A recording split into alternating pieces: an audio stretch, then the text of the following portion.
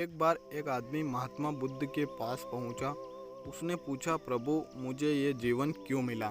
इतनी बड़ी दुनिया में मेरी क्या कीमत है? बुद्ध दिए और उस आदमी को एक चमकीला पत्थर देते हुए बोले कि जाओ, पहले इसका मूल्य पता करके आओ, लेकिन इसे बेचना मत, केवल मूल्य पता करना। वो आदमी सबसे पहले उस पत्थर को लेकर एक आम वाले के पास पहुंचा और उसे पत्थर दिखाते हुए बोला कि इसकी कीमत क्या होगी। आम वाला पत्थर को देखते ही समझ गया कि यह कोई बेशकीमती पत्थर लगता है।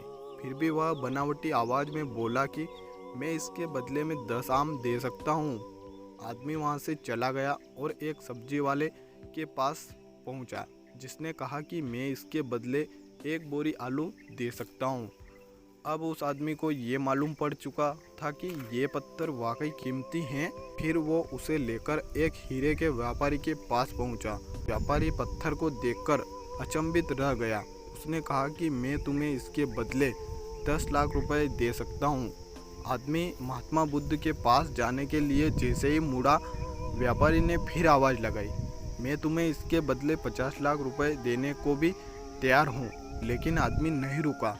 व्यापारी ने गिड़गिड़ाते हुए फिर आवाज़ लगाई कि तुम मुझे बस वो हीरा दे दो, बदले में तुम जितना धन चाहो मैं तुम्हें देने के लिए तैयार हूँ। आदमी फिर भी नहीं माना और महात्मा बुद्ध के पास लौट गया। उन्हें पत्थर वापस करते हुए महात्मा बुद्ध मुस्कुराते हुए बोले, आम वाले ने इसका मोल 10 आम लगाया, सब्जी वाले ने 1 बोरी आलू और हीरे के व्यापारी ने कहा कि ये अनमोल है।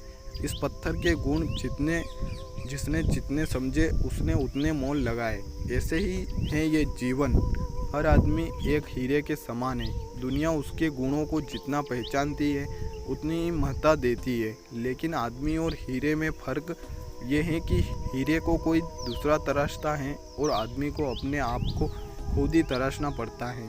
तुम भी अपने भीतर के गुणों को तराशो, तुम्हें पहचानने वाला भी कोई ना कोई मिल जाएगा।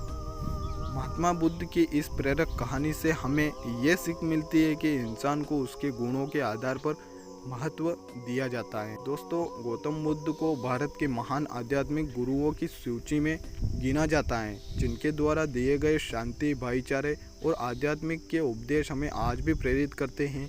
महात्मा बुद्ध वो महान पुरुष थे जिन्होंने भारत के साथ साथ पूरे विश्व को प्रेम और सद्भाव का पाठ पढ़ाया। एक महाप्रतापी और धन धान्य से समृद्ध राजा के घर जन्म लेने के बावजूद उन्होंने पारिवारिक मोह माया का त्याग किया और संन्यास का मार्ग अपनाया।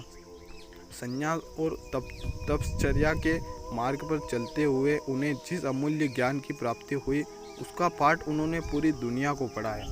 महात्मा बुद्ध आगे चलकर बौद्ध धर्म के प्रवर्तक बने, जिसके आज भी विश्व भर में 47 करोड़ अनुयायी हैं। और महात्मा बुद्ध द्वारा सैकड़ों वर्ष पहले दिए गए उपदेश आज भी प्रासंगिक हैं। दोस्तों, उम्मीद करता हूँ आपको यह कहानी पसंद आई होगी। ऐसे ही अन्य कहानियाँ सुनने के लिए चैनल को आप अवश्य सब्सक्राइब करें। धन्यवाद।